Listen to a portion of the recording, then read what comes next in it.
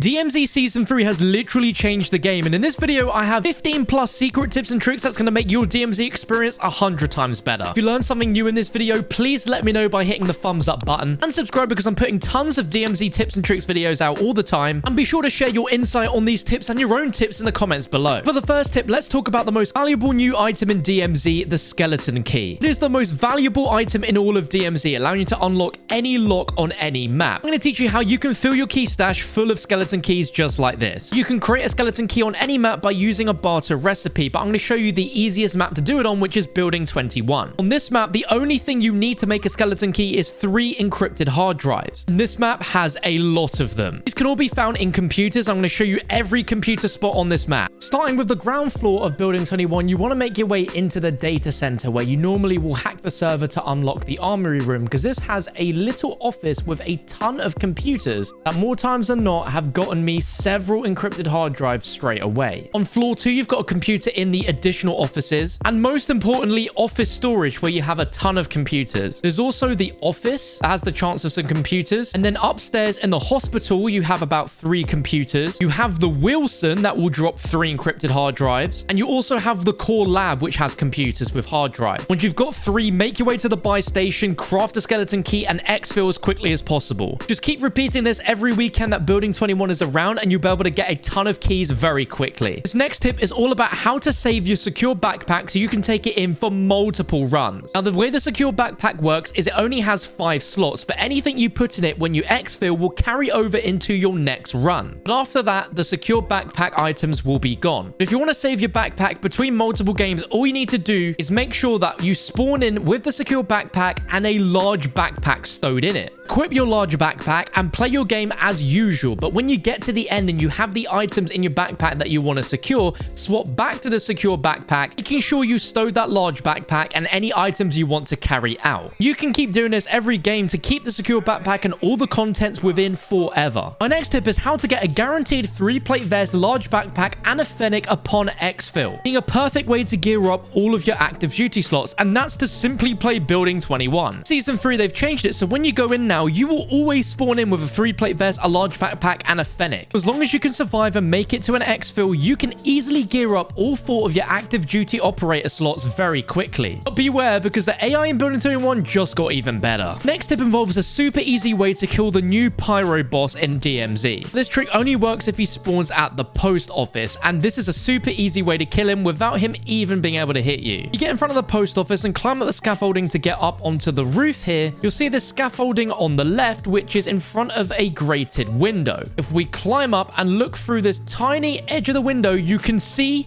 the pyro hiding behind his riot shield, and as we start to shoot him, we'll turn around and he'll be able to shoot his hand. In no time at all, we've taken down the pyro, dropping the weapon case, his broadside, and his tempered vest without us even breaking a sweat. Of course, you'll still need a post office or skeleton key to get in to get the loot, but this should make this encounter a ton easier. The water pump control room on Ashika Island was notorious for having the worst loot in all of DMZ, but it got a massive buff in Season 3. If you find this key, definitely use it, because look at all the loot. We have a gold skull, several large chests, a gold bar, large backpack. For such a tiny room, it's got some good loot. This next tip is all about the brand new heavy chopper. If you find the heavy fuel, you'll be able to refuel it and use it to exfil out the map automatically. But the one downside is it uses its fuel really quickly. But did you know you can refuel it at any gas and marine station? You can't use gas cans to refuel this thing, so this is the only way to do it. But this will allow you to use it for a lot longer in game before you fly out of bounds to exfil if you so choose. My next tip about the heavy chopper is something that no one knows. Now, it's obvious that it uses its fuel very quickly, but if you want to stay in the map for longer, all you need to do is to stop piloting it,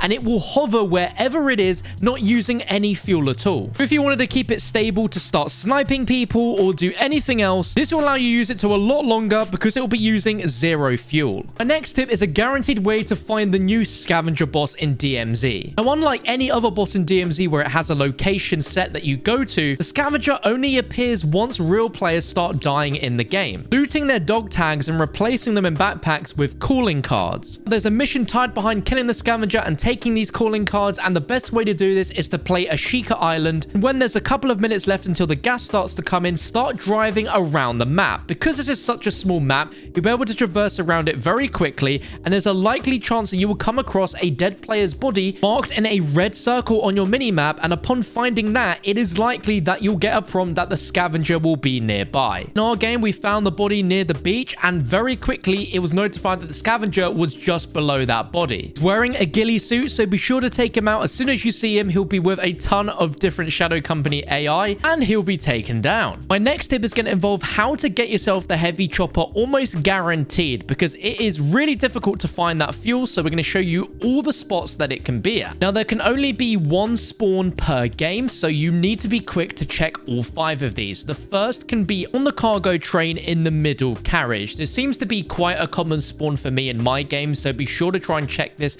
as quickly as you can, as it's likely if it has spawned here that other players that have already been on the train may have already picked it up. Another spawn for it can be at the Rohan Oil train station, and it's going to be in the back of this truck right here. Another spawn for it can be at the train station at Hafid Port, which will be in around about the same area near the back of a truck. Another location can be inside of the smuggling tunnel stronghold, which is over here on the map, that you need a stronghold keycard in order to enter. It will be somewhere in that stronghold. And lastly, it can be found at these 2 airport hangars. Now, this next tip is amazing if you have a secure backpack. You can use this to gear up all of your active duty slots, because whatever you extract in the secure backpack will transfer over to your other operators if you switch to them and load into a new round. So if you extract with a ton of large backpacks, 3-plate vests, and durable gas masks, you can go onto your other characters and you can load in and immediately equip those items. Then, if you want to just be sure and be safe, you could just exfil straight away, and that way you're gearing up all of your characters by using one character's loot. This next tip is about 3 secret new loot spots in Al Mazrah, which are secret bunkers that were added with Season 3. Currently, they don't hold much, but I think in the future, these are going to be some very good spots. So the first one is going to be underneath the bridge between Al Mazrah City and Tarak Village. If we hop down the bridge, you'll see this opening in the wall that was not there before Season 3. And inside, you'll find an office cabinet, a cash box, and a door that opens to just a singular coat. But I definitely think some items are going to be hidden here in future. Second location is going to be at the Rohan Oil underpass. And it's this brand new wall opening on the right, which actually has a few loose items that you can barter, which is genuinely useful. If you don't already know about the Rohan Oil underpass, then there's a lot of orange crates here as well, so it's a good place to go and loot. And the last one is underneath Al Mazrah City in this car park. Before, there were no doors in here, but if you come in and then take a right, you'll see that these doors have opened that lead to a massive underground section with stairs, some chained bunker doors, which might do something at some point in the future. This next tip is going to show you a secret new room on Al Mazrah, which can only be opened with a skeleton key. And as you imagine, it has some really good loot. If we come over to this building marked on our mini-map and go outside and climb up this ladder, will lead us to a door which is called the Sniper Team Hideout, but it says no keys locked, meaning you have to use a skeleton key. So if we unlock the room using the skeleton key, you'll see that we have a ton of amazing loot. We have one of the new plated vests, the comms vest. We have some cash there. We've got some more cash. We've got a supply crate of a large backpack, 3-plate vest that we can take out with us, a 3-plate stealth vest, which is crazy, another chest, a gold bar, more cash, and a mini back SMG, and a Desert Eagle. So some really good loot that you can guarantee yourself every time, especially those vests, if you have a skeleton key. But on the topic of new 3-plate vests, this next tip is going to show you how you can get every single new 3-plate vest from killing bosses, as each commander boss in DMZ drops a unique item, being a vest or a backpack. So on building 21, if you kill Velikan, he's going to drop the stealth vest guaranteed. If you kill the Pyro on Al Mazrah, he's going to drop a tempered vest. the chemist will drop a medic vest, and the scavenger will drop the scavenger backpack, and the bomb maker will drop the comms vest. So if you don't want to barter and create them and you just want a guaranteed way, then going after these bosses in these maps will guarantee you those vests. This next tip might seem like an obvious one, but I don't think a lot of people are aware of it, and that's that if you're in a vehicle and you're being shot at, you will only get a damage direction indicator if it's a shot from a real player. If you're being shot by bots, then there is no indicator and you'll just take damage, which I think is pretty useful for trying to work out the direction in which you were shot and using that information to try and get into a safe bit of cover to try and fight back. Now, a lot of things changed in Season 3, but one thing that didn't was the amazing summer crypto mining room open window. If you didn't know, in Season 2, a lot of us realized that there is a room in the Sour Village where if you climb on top of this bank building and then jump off, you'll go into this room which you normally need a key to open,